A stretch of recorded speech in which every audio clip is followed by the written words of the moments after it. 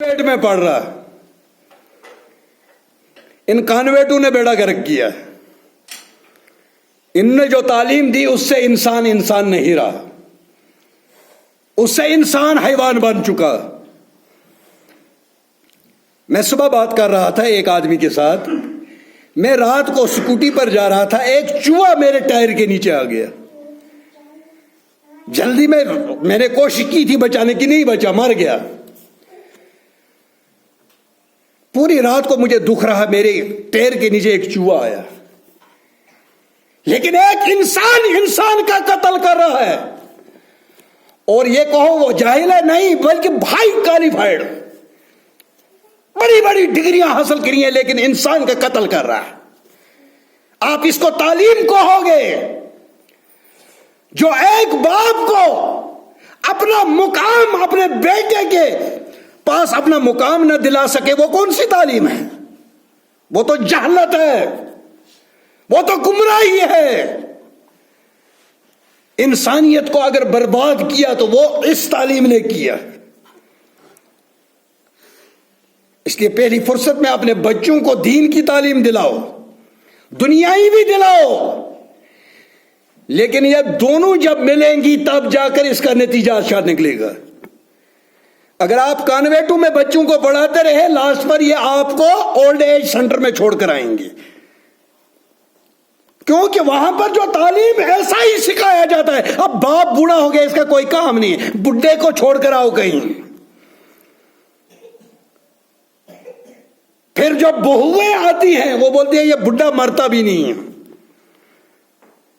اور یہ بھول جاتی ہے کہ میں بھی کبھی، میری ساس آج بوڑھی ہے، میں بھی ہو جاؤں گی، میرا بھی یہ ٹائم آئے گا۔ آج میں نے اپنی ساس کو گھر سے نکال کر اولڈ ایج سینٹر کے اندر پہنچا دیا، کل مجھے بھی میری بہو اسی جگہ مقام پر پہنچائے گی۔ ایک آدمی تھا، یہ بوڑھا ہو گیا، بیوی نے بتا دیا یار اس بوڑھے کا کیا کرو گے؟ اس نے کپڑے کندھے پر اٹھایا، بولا آج میں اس کا علاج کرتا ہوں۔ پل پر چلا گیا، بولا بیٹا کیا کر رہا ہے؟ بولا تجھے اس میں پھینک دوں گا دریا میں۔ بولا بیٹا یہاں پر نہیں پھینک رہا۔ بولا کیوں؟ بولا آپ مجھے تھوڑا آگے لے کر پھینکو۔ بولا ابو کیوں؟ بولا یہاں پر میں نے اپنے باپ کو پھینکا، یہاں پر میں نے اپنے باپ کو دریا کے اندر پھینک دیا ہے، آپ اس سے آگے چلے جاؤ، تاکہ اس کو یہ نصیحت تھی جب تجھے تیرا بیٹا پھینکے گا وہ تھوڑا آگے جا کر پھینکے گا، سینٹر دریا میں پھینکے گا جہاں سے تم بالکل نکل بھی نہیں سکتا۔ یہ معاشرہ بن چکا ہے، اور الحمدللہ جنہوں نے جو ان پڑھ لوگ ہیں نا، ان پڑھ لوگ وہ اپنے والدین کی عزت کرتے، جو پڑھے لکھے ہیں یونیورسٹیوں کے اندر ڈگریاں لے کر آئے ہیں، ان کا دماغ خراب ہو گیا، پتہ نہیں کیا تعلیم پڑھی ہے، جو انسان کو انسان نہ رہنے دے، انسان کو قتل کرنا سکھائے، وہ تعلیم ہے، وہ تو جہالت ہے۔ اس سے تو وہ ان پڑھ لوگ ٹھیک تھے جو اپنے بڑوں کی عزت کرتے تھے۔ ہمارے بزرگ کہتے تھے جب کوئی قتل ہوتا تھا ہمارے زمانے میں آسمان سرخ ہو جاتا تھا، لیکن آج انسانوں کا قتل ایسے ہو رہا ہے جیسے جانوروں کا اتنا نہیں ہوتا۔ یہ بدقسمتی یہی ہے، اتنی تعلیم حاصل کرنے کے بعد ہم انسان نہیں بن سکے۔ اور اگر انسان بنائے گا، کون سی تعلیم انسان بنائے گی؟ وہ تعلیم جس تعلیم کو لے کر پیغمبر آئے، جو پیغمبروں کی تعلیم ہے اس میں انسانیت کا سبق ہے، اور اس انسانیت کی تکمیل کے لیے محمد رسول اللہ صلی اللہ علیہ وسلم کو بھیجا گیا۔ اس تعلیم کے اندر دیکھو گے ماں باپ کے حقوق محفوظ ہیں، بہن کے اپنے حقوق ہیں، بیٹی کے اپنے حقوق ہیں، بیوی کے الگ حقوق ہیں، ہمسائے کے الگ حقوق ہیں۔ اگر آپ کے محلے میں غیر مسلم رہتے ہیں ان کے الگ حقوق ہیں، ہر ایک کے حقوق ہیں، جانوروں کے حقوق ہیں۔ نبی کائنات صلی اللہ علیہ وسلم کے پاس ایک بار ایک اونٹ کو دیکھا، وہ رو رہا تھا، تو نبی کریم صلی اللہ علیہ وسلم گئے، اس پر ہاتھ رکھا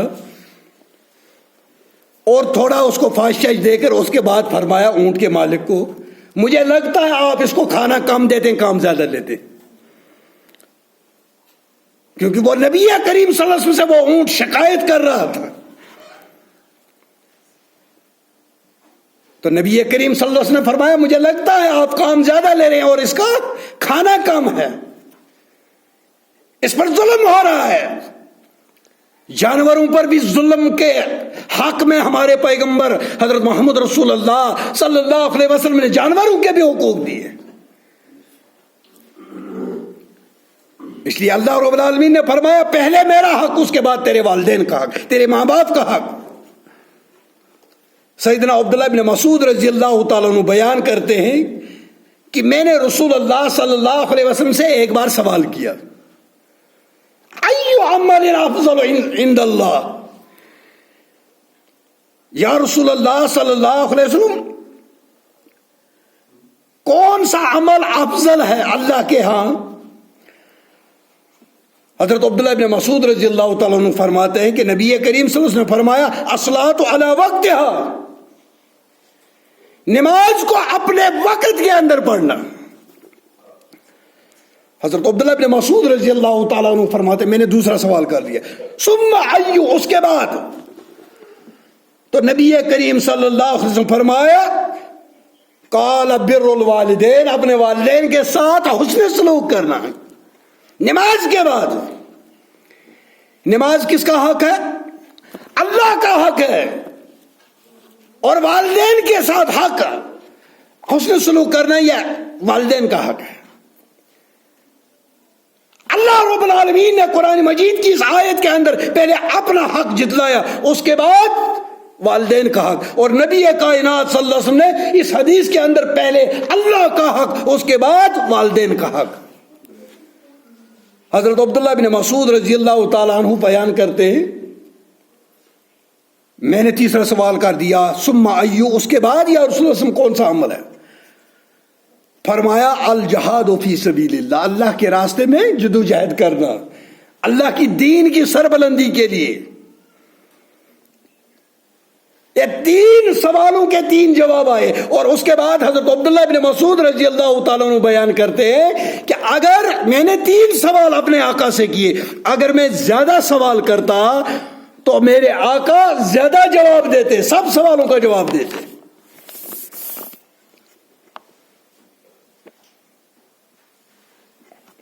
اور ہم نے اگر مفقود کیا اللہ کا حق، اپنے والدین کا حق، ہم کسی حق کو پورا کر ہی نہیں رہے اور اس کے بعد کہتے ہیں کہ ہم پر عذاب ہے، ہم پریشان ہیں۔ پریشانی آئے گی کیونکہ ہم نے قرآن کی تعلیم کو پس پش چھوڑ دیا، ہم نے نبی محترم صلی اللہ علیہ وسلم کی تعلیم کو چھوڑ دیا، جس کا نتیجہ یہ ہے کہ اس وقت پوری دنیا کے اندر مسلمان ذلت اور مسکنت کی زندگی اگر گزار رہے ہیں، وجہ یہی ہے ہم کتاب و سنت سے دور ہیں۔ اب اس کتاب و سنت کو بھی ہم نے اپنی اپنی ٹکڑی میں سما دیا ہے۔ کتاب و سنت کا کوئی الگ الگ پارٹیاں ہیں کیا؟ صحابہ الگ الگ ٹکڑیوں میں تھے۔ ایک آدمی ایک جگہ پر بیان کر رہا تھا، 14ویں صدی کے اندر ایک عالم ہوا ہے، نام لینے کی ضرورت نہیں ہے، وہ بڑی تعریف کر رہا تھا۔ ایک جمعہ کو بولتا میں گیا تو اسی کی تعریف ہو رہی ہے، دوسرا جمعہ پڑھنے گیا اسی کی تعریف ہو رہی ہے، تیسرا جمعہ پڑھنے گیا پھر اسی کی تعریف ہو رہی ہے۔ ارے ٹھیک ہے بھائی، میں نے سوال کر دیا، ٹھیک ہے بھائی، اس کی تعریف کر دی، ایک جمعہ میں کر دی، کوئی بات نہیں۔ عالم کتنا بھی بڑا ہو ولی ہو جائے گا، اس سے زیادہ تو نہیں ہو سکتا ہے۔ میں نے بولا اس سے پہلے 1400 سال جو 1200 سال میں صحابہ ہوئے ہیں، تابعین ہوئے ہیں، محدثین ہوئے ہیں، ائمہ دین ہوئے ہیں، وہ کہاں تھے؟ ان کی تعریف کب کرو گے؟ ان کی سوانح حیات کب بتاؤ گے لوگوں کو؟ محمد رسول اللہ صلی اللہ علیہ وسلم کی حدیثوں کو کب بیان کرو گے؟ کب وقت آئے گا؟ جب قبر میں چلے جاؤ گے، جب سوال ہوگا۔ اگر اللہ رب العالمین نے یہ پوچھ لیا، جو 1200 سال جو دین کے بڑے بڑے ائمہ گزرے ہیں، محدثین گزرے ہیں، صحابہ گزرے، میں نے بولا ان کا کوئی مقام ہی نہیں ہے، صرف 14ویں 12ویں 13ویں صدی میں کوئی آیا، اس کی بات تعریف ہو رہی ہے۔ 100 سال پہلے جو آیا اس کی تعریف ہو رہی ہے، جو 1400 سال سے اس دین کی خدمت کر رہے ہیں ان کا کوئی مقام نہیں۔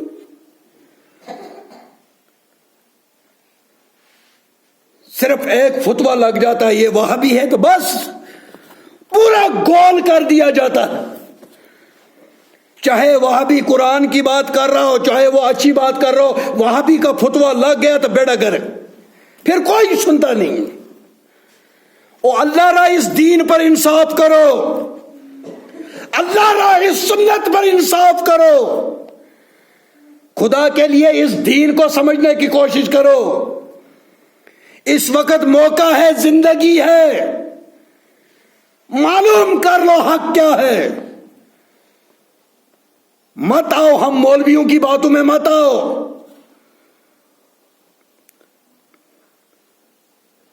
اس لیے محمد رسول اللہ صلی اللہ علیہ وسلم نے 3 سوالوں کا جواب دیا۔ پہلے اللہ کا حق نماز افضل عمل ہے، اس کے بعد دوسرا حق افضل عمل کون سا ہے؟ اپنے والدین کے ساتھ، اپنے ماں باپ کے ساتھ حسن سلوک کرنا۔ اللہ کے نبی صلی اللہ علیہ وسلم نے فرمایا، غالباً صحیح مسلم کے اندر حدیث ہے، جس نے محبت کی نظروں سے اپنے والدین کو دیکھا، محبت والی نظروں سے، پیار والی نظر سے اپنے ماں باپ کو دیکھا، اس کو اللہ رب العالمین اس کے نام اعمال میں حج مبرور کا ثواب لکھتا ہے۔ ایک حج مبرور۔ اور حج مبرور کون سا حج ہے؟ جو قبول ہوا حج ہو۔ حاجی صاحب جاتے ہیں، حج کر کے آتے ہیں، ہمیں یہ تو پتہ نہیں ہے، امید ہے، ہم یہ اللہ پر امید رکھتے ہیں کہ قبول کرے گا، لیکن یہ پوری گارنٹی نہیں ہے قبول ہوا کہ نہیں۔ جو ایک بار اپنے والدین کو محبت کی نگاہوں سے دیکھے، جب اپنی نگاہیں اٹھائے اور اپنے ماں باپ پر نظر ڈالے محبت سے، اس کو ایک حج مبرور کا ثواب ملے۔ کسی صحابی نے سوال کیا، ایک بار اگر زیادہ بار ڈالے، بولا جتنی بار ڈالے گا اتنے حج مبرور کا ثواب لکھے گا۔ اللہ کے بہت بڑے خزانے، نہ ختم ہونے والے خزانے۔ کتنا بھی بڑا امیر ہو، ایک نہ ایک دن اس کو خزانے ختم ہو جائیں گے۔ قارون کے خزانے سنے ہوں گے، ایک اونٹوں کا قافلہ تھا جس پر ان کی صرف چابیاں لادی جاتی تھی، اتنا خزانہ تھا، بہت دولت تھی، لیکن اللہ رب العالمین نے زمین کے اندر اس کو دسا دیا۔ دولت کسی کی نہیں ہے، آج میری ہے، کل آپ کی ہے، پرسوں کسی اور کی۔ اللہ کو یاد کر لو، اپنے والدین کو راضی کر لو، جن کے زندہ ہیں وہ قسمت والے ہیں، اور جن کے اس دنیا سے چل بسے ہیں ان کے لیے بھی اللہ کے نبی صلی اللہ علیہ وسلم نے موقع رکھے۔ چاچا ہے وہ باپ کے مقام ہے، اس کی عزت کر لو، آپ کو وہ ثواب مل جائے گا۔ باپ کے رشتہ داروں کے ساتھ حسن سلوک کر لو، ماں باپ کے دوستوں کے ساتھ، ماں کی سہیلیوں کے ساتھ حسن سلوک کر لو، اللہ رب العالمین آپ کو ثواب سے نوازے گا۔ حضرت عبداللہ ابن عمر رضی اللہ تعالیٰ عنہ ایک بار چل رہے تھے، ایک آدمی کو اس نے دیکھا، اپنی پگڑی اتار کر اس کو دے دی، جیب میں کچھ مال تھا وہ بھی دے دیا، اپنی اونٹ سواری کیا تھی وہ بھی اس کو دے دی۔ حضرت عبداللہ ابن حضرت عمر رضی اللہ تعالیٰ عنہ کے غلام نے پوچھا، آقا آپ نے یہ کیا کر دیا؟ سواری بھی دے دی، پگڑی بھی دے دی، خرچہ بھی دے دیا۔ فرمایا آپ کو پتہ نہیں یہ کون آدمی ہے؟ فرمایا میرے بھائی ہے، میرے ابا کا دوست ہے۔ یہ میرے ابا کا دوست ہے، اس لیے میں نے اس کے ساتھ حسن سلوک کیا۔ میں نے اپنے آقا حضرت محمد رسول اللہ صلی اللہ علیہ وسلم سے سنا ہے کہ اپنے والدین کے رشتہ داروں کے ساتھ، ان کے دوستوں کے ساتھ حسن سلوک کرو، اللہ آپ کو ثواب دے گا۔ اب یہی ماں باپ اگر آپ کو بچپنے میں باہر رکھ دیتے، کوئی بھی چیز آپ کو کھا جاتی، بلی کھا جاتی، کتا اٹھا کر لے جاتا، چڑیا تجھے کھا جاتی، کوا تجھے اٹھا کر لے جاتا، چیل تجھے اٹھا کر لے جاتی، لیکن یہ اللہ کا رحم ہے۔ اللہ رب العالمین نے تیرے لیے اس ماں کے رحم میں، اس کے باپ کے دل میں محبت ڈال دی، اس کی وجہ سے آپ کو پالا پوسا۔ اب یہ بوڑھا ہو چکا ہے، اب جس طرح سے تجھے انگلی پکڑ کر چلنا سکھایا، آج یہ کمزور ہے، بوڑھا ہے، اس کی لاٹھی بن جا اور اس کے ساتھ چل، اور آداب سکھائے گئے۔ جب چلو گے اپنے باپ کے آگے مت چلو، اس کے برابر چلو، زیادہ پیچھے بھی نہیں۔ ہو سکتا تیرا باپ بوڑھا ہے، کمزور ہے، چکر آ جائے، گرنے والا ہو، آپ ساتھ ہوں گے، اس کو پکڑ لیں گے۔ والدین کا حق، اللہ کے حق کے بعد نماز پہلے رسول اللہ صلی اللہ علیہ وسلم نے فرمایا پہلا جو ہے، پہلا افضل عمل وہ نماز ہے، اور دوسرا افضل عمل کیا ہے؟ اپنے والدین کی خدمت کرنا۔ لیکن شرط یہ ہے جب اگر والدین نیک حکم دے، اچھا حکم دے، اس کو ماننا چاہیے۔ اگر وہ دین کے خلاف کوئی بات بولتے ہیں، اس پر عمل نہیں کیا جائے گا۔ کیوں؟ کیونکہ اللہ کا حق جو ہے وہ مقدم ہے، اور ماں باپ کا حق جو ہے وہ مؤخر ہے، اس کے بعد ہے۔